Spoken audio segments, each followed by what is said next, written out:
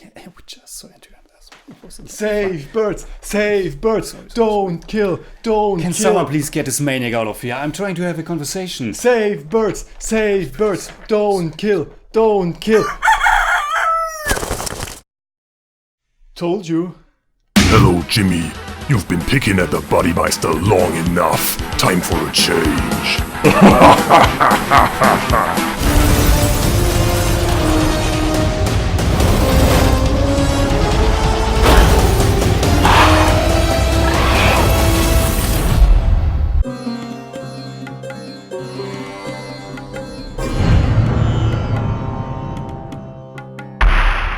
Servus Freunde, my name is Deniz the Buddymeister. And I'm Jimmy. Sorry, fun is over. Servus Freunde, my name's Jimmy Cage. And I'm Deniz the Buddymeister. As you can see, we are not talking about Arjun Reddy today, because 2.0, the most expensive Indian movie of all time, was released in Vienna. We were both updating the homepage of the cinema where we hoped it would be shown every hour or so, and it was the 26th of November when 2.0 suddenly popped up in the program.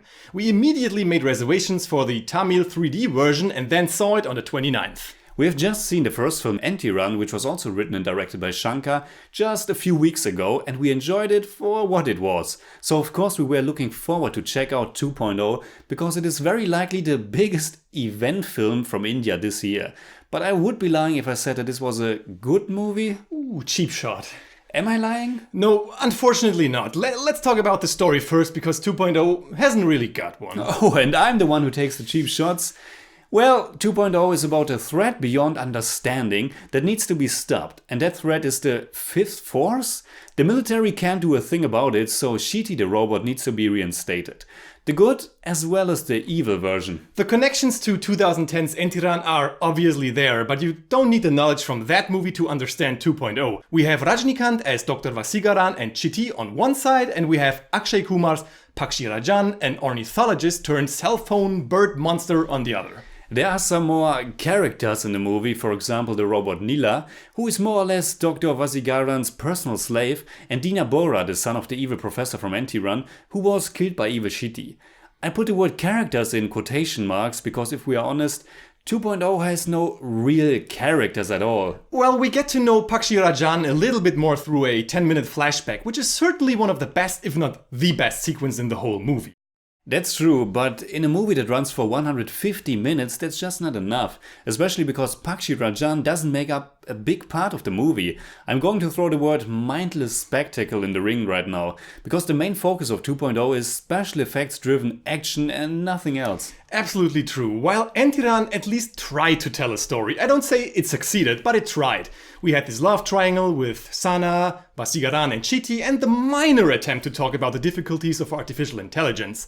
2.0 just wants to blow your head off and serve you up with a message about transmission poles, cell phones and birds. Which can be alright. It's a movie and movies are about telling stories, but 2.0 slays you with action, and though it tries to implement this message and awareness about the bad effects that many cell phone towers can have on bird populations, it never comes across as more than just a strange hook to create a giant spectacle. You don't really care for anybody or anything in this movie. It's just like with Anti-Ran, only that 2.0 follows the typical credo of a sequel, which is bigger, faster, louder, but not better. 2.0 cost about $75 million, which again makes it the most expensive indie movie of all time. And of course most of that money went into the CGI, and there are some shots in this movie that look really good. The bird and his feather look nice for the most part, and some of those cell phone scenes where the phones are out hunting are pretty neat as well. Yeah, those scenes where the cell phones act like wallpaper and everything is illuminated look striking and actually pressed me in my seat. The 3D was amazing in general. They obviously put a lot of thought and work into that. But as you said before, all of that, the 3D, the nice effects, the action, it's hollow if you have nothing to back it up. Yeah, and to be honest, the quality of the effects vary a lot as well, and overall, while many things are impressive, it felt kind of bland nevertheless. And the action lacked power and dynamic, you know, something where you go, yes. It's like they say, the effects have to serve the story and not the other way around. Yeah, 2.0 is the prime example for this mantra that every filmmaker in the whole wide world should cherish. And adding to that, the movie tries to boast with Rajinikanth's star power, but the man is 67 years old and that shows. I'm sorry, but it looks silly in many scenes. That's something that's very apparent in Indian cinema in general, be it Mohanlal or Mammootty, Kamal Hassan, Amitabh Bachchan or Rajni. I would rather see any of those legendary actors doing more subtle roles, where they can impose with their personality and charm and wisdom and experience. It just isn't believable when an almost 70-year-old man runs and jumps around with guns or swords or kicks everybody's ass kung fu style. Sure, this movie will make a lot of money at the box office and people are probably very happy that their idol can still attract such a big crowd, but I would really like to see him in a more fitting role and instead cast someone who's more fitting as an AI killing machine. But this goes for the first anti-run as well, and to make something clear here, I really don't like it either when an old Arnold Schwarzenegger is coming back to play the Terminator again. I completely agree, and speaking about Terminator, 2.0 is a little bit like Terminator meets Godzilla featuring the birds. It's basically a so-called kaiju film, a film that features big monsters fighting each other.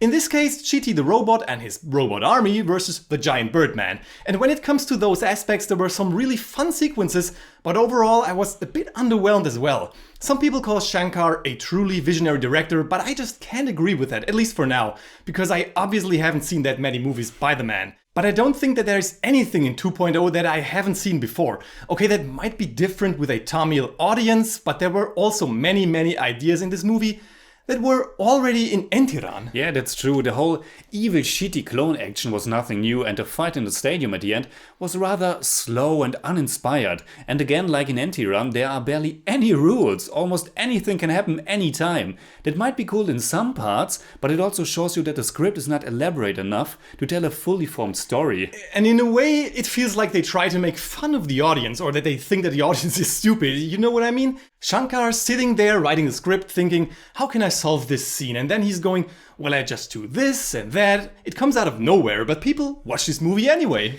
Yes, 2.0 appears to be like that, I have to agree. But to be clear, stuff like this does of course not only happen and also work in India, the blockbuster cinema in Hollywood suffers from that too. Oh, absolutely, but I guess the reception is a bit more critical in US cinema. But most important, we know from S.S. Rajamouli's body of work that Indian blockbusters can also be different and can be freaking awesome. That's what I thought the whole time, but let's leave that discussion for now, because I want to address another thing that quite disappointed me with 2.0. There were no song and dance sequences. We had some background songs and we had a song and dance number when the end credits were rolling, but during the movie, nothing. Also something that's positively remembered about Entiran. Maybe it's because they didn't have a real female counterpart. Aishwarya Rai Bachchan played Sana in the first one, but here she's only heard over the phone 2 times. We just get Amy Jackson as Nila, but like you said, the character has barely any personality. Absolutely, and her appearance with the emphasis on her big breasts doesn't help the film to feel less creepy. Overall, one still can have some decent fun with 2.0, and I can say that I wasn't entertained to some degree. It's fine for one watch, I guess, but it has no real heart and soul. And it's nothing for your intellect either, but we didn't expect it to be. It's all just a big lackluster show-off that's maybe good for one viewing and nothing more. So, in German we'd say, 2.0 ist leider recht lust- und vor allem kopfloses Straßenfeger-Kino, das sich voll und ganz auf seine mitunter guten Effekte verlässt und sich kein bisschen für Figuren, Geschichte und dynamische Action interessiert. I give 2.0 5 out of 10.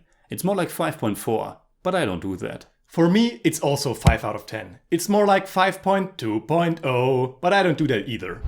I'll set your screens on fire.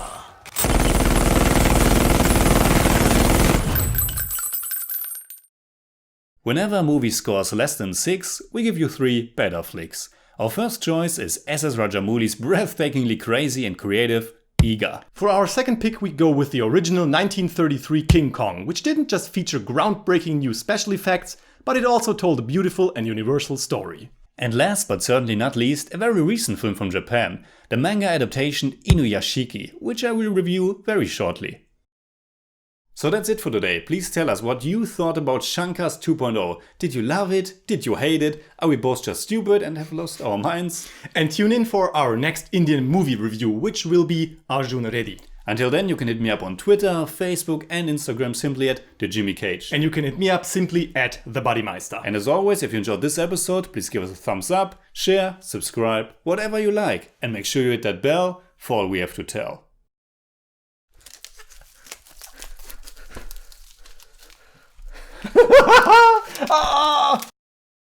Don't kill! Don't kill!